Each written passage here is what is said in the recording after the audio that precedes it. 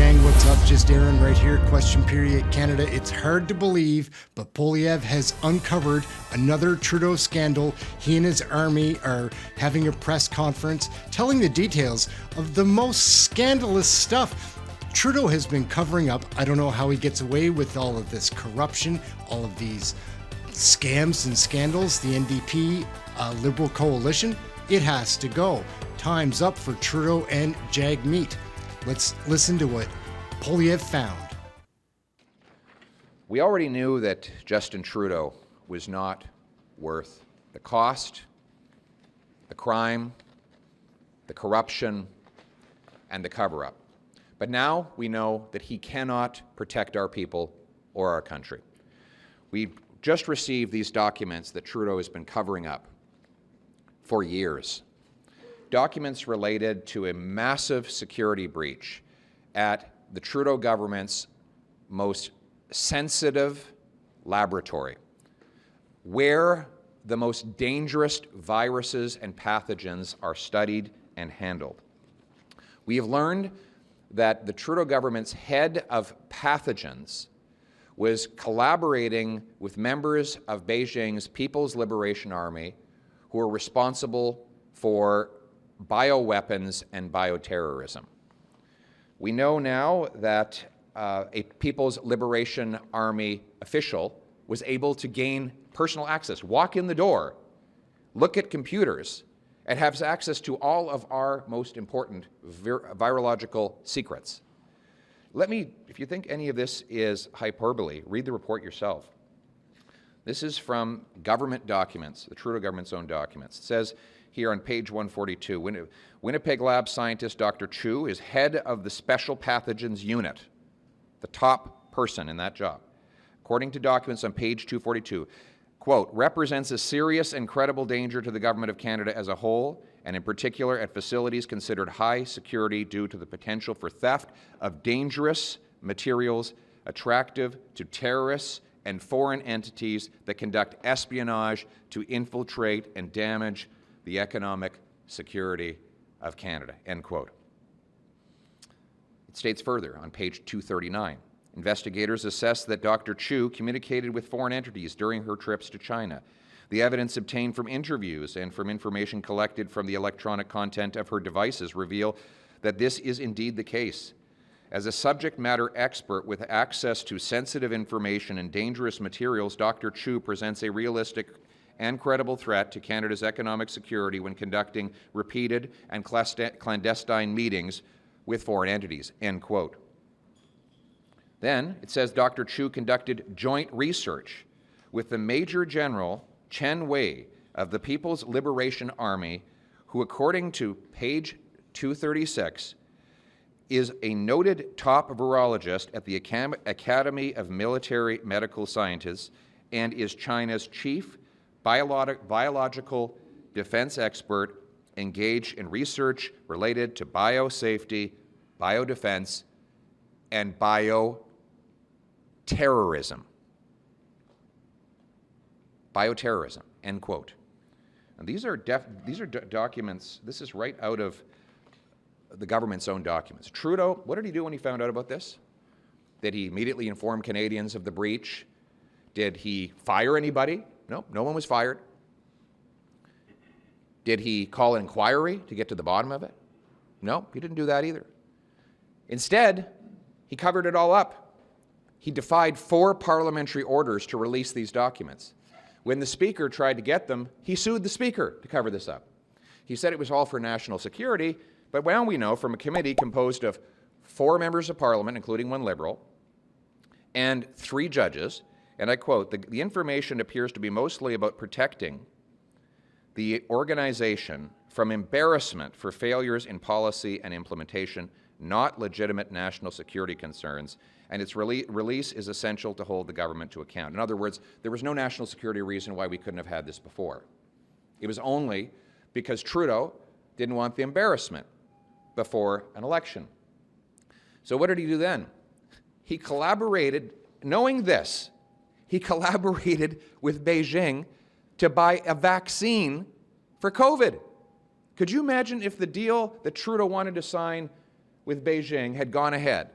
and we had procured China-made vaccines after learning this information. That's what was in this guy's head.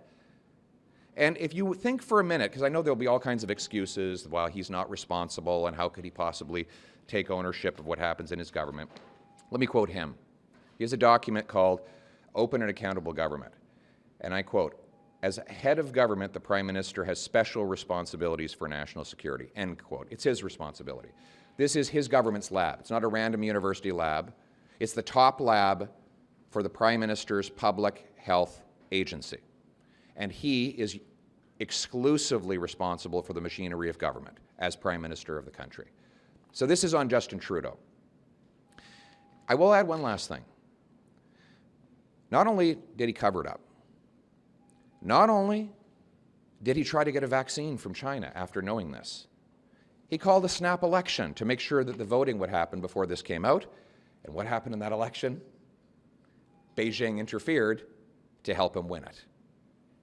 This is a man who says he admires China's basic communist dictatorship. We cannot trust Justin Trudeau to keep our people and its country safe. We need a strong, conservative, common-sense government that will root out foreign interference, protect our critical secrets and our medical research, and stand on guard for our country to keep our people and our nation safe. Thank you. On the Winnipeg lab, do you think the National Microbiology Lab infectious disease researchers should be allowed to do any collaborations with China at this point? No. Can you explain why? Because we know that in this instance that our highest placed, most sensitive lab was infiltrated by people who collaborated with the People's Liberation Army, who did not reveal any of their ongoing partnerships with the regime in Beijing, and who transferred materials from our most critical lab containing our most dangerous viruses over to Beijing and worked in collaboration with the Wuhan lab. So I don't think this is the kind of collaboration we want. We should be collaborating with like-minded democracies that we can trust, not those that want to attack our interests. Michael Chong is a very serious MP, part of Poilievre's army. He's from Ontario. So as Mr. Poilievre has said, the government's own documents have confirmed that the national security breaches at the Winnipeg lab represent a very serious and credible danger to Canada and a realistic and credible threat to Canada's economic security. As Mr. Poilievre has also said, in the government's own founding document, Open and Accountable Government, the Prime Minister alone is responsible for the machinery of government, and the Prime Minister has a special responsibility for national security. It is clear in these documents that the Prime Minister failed in his responsibility to protect the security of Canadians against a very serious threat against this country and its citizens. It's also clear that the Prime Minister failed to ensure that the machinery of government was set up in a way to ensure that these kinds of things did not happen at the Winnipeg lab. In addition to all of this, what is equally appalling is the cover-up. It was 3 years ago that we asked for these documents. In fact, as Mr. Poilievre has said, the House of Commons and its two committees issued 4 orders for the production of these documents 3 years ago. It was 4 years ago that these scientists were marched out of the lab in Winnipeg. And during these last 4 years, the government covered it up. It initially, as you will recall, tried to punt this to the NSICOP committee. And then it took the Speaker to court. And then it actually created this ad hoc committee of 4 MPs and 3 judges that took another year and a half to review these documents. So this has been a massive cover-up on part of this government, and it's particularly appalling in light of the fact that this is a government that came to office promising greater transparency. We have seen anything but. In fact, it has been said by information commissioners that we've seen a reversal in transparency on part of this government, probably one of the worst reversals in modern government, Canadian government history. We've also have a government here that promised to respect Parliament. And here we are, 3 years after we asked for these documents, and finally starting to get some of the truth behind what happened. And so this is a damning indictment on this Prime Minister, his management of the Government of Canada, and his lack of respect for our democracy. This is Stephen Ellis. He's a doctor. He's an MP from Nova Scotia. Good morning, everyone. Canadians need to know that two scientists with deep relationship with many institutions inside the People's Republic of China infiltrated Canada's top microbiology lab in Winnipeg. While there, People's Liberation Army scientists from the Academy of Military Medical Scientists, which is charged with biology-enabled weapons, were able to gain a secret security clearance which gave them unfettered and unsupervised access to the laboratory and to the computer-based science network. This is a travesty and a breach of security at the highest levels that cannot be tolerated. Aside from all this, we know very clearly that the Trudeau Liberal government wanted to cover this up, denying 4 orders of Parliament, taking the Speaker to court, and calling an unnecessary election during COVID, which of course resulted in us understanding now very clearly that there was Chinese interference in that election. Canadians need to know also that this was not a national security threat cover-up. It was a cover-up to avoid political embarrassment. This is an embarrassment to our country, and Canadians also need to know who is going to be held responsible in this Sunny Ways government. Who covered this up? Who is at the head from a political nature? Why did they cover up for so long? And when will someone, such as a minister or a prime minister, be held responsible on behalf of all Canadians? I thank you. James Bayan, an MP from Manitoba that's pretty serious, is also exposing Trudeau. Just one more thing we just want to add to this is as we actually look at this and you think about the documents that we all took a lot of time last night going through and the cover-up that we've been going under for the last 3 years because of Justin Trudeau and his corruption and his cover-ups. We've got to remember that if you look at page 97, paragraph number 5 in the CSIS document, it says, and this is where this gets really critical here when it comes to our national security, the Academy of Military Medical Sciences of the People's Liberation Army of the People's Republic of China and has offensive chemical and biological weapons capabilities. As per China's key national research and development priorities is to support national defense research projects by transforming the results of basic civil research into military applications.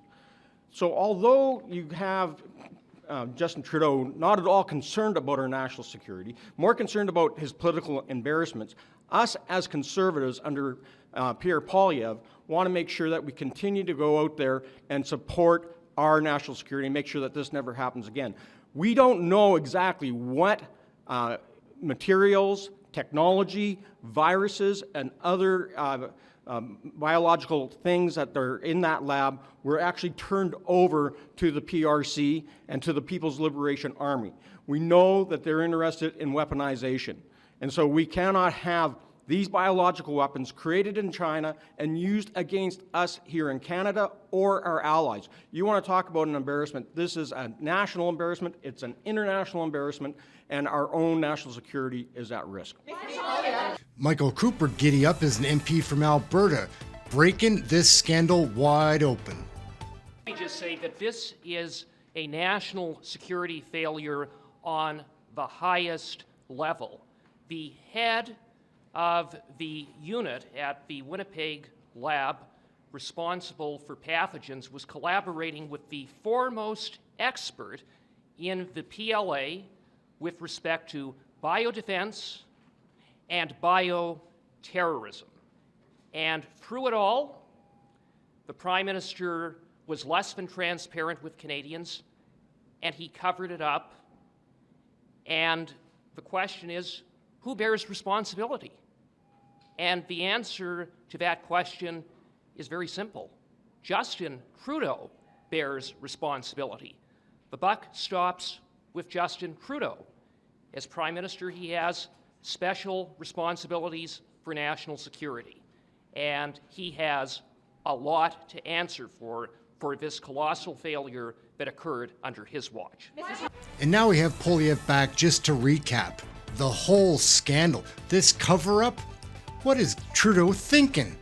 The question was, so the question was on Mexican visas. The Harper government put in the visa for Mexico, which all but eliminated false asylum claims from that country. When Prime Minister Harper left office, there were 250 asylum claims per year from Mexico. After Justin Trudeau got in and lifted the visa requirement, that rose to 17,000, of which only 11% were actually found to be legitimate asylum claimants. The rest were presumably illegitimate. And as a result, we have the social services and our housing market completely overwhelmed with false claimants. We called, first of all, the visa never should have been lifted by Trudeau. He's the one that caused the chaos in our immigration system. He and he alone is to blame for it. We called for him to reverse his mistake a month ago. Finally, he has backed down to me on that demand, and I only wish that he had done it sooner. I should do that in French, en français. I cannot be the only person that is fed up with all of these Trudeau scandals and scams, controversies, ridiculous bills, acts that aren't going to help Canadians, more taxes come April 1st. What the hell is going on? How is the NDP Liberal coalition sticking together through all of this? Doesn't the NDP remember Canadians? That's what they're supposed to be there for. Like and subscribe.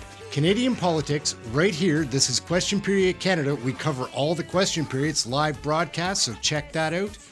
Come and have some fun in our chat room. Like and subscribe. Hope to see you there. We'll check you next video. Thanks for watching.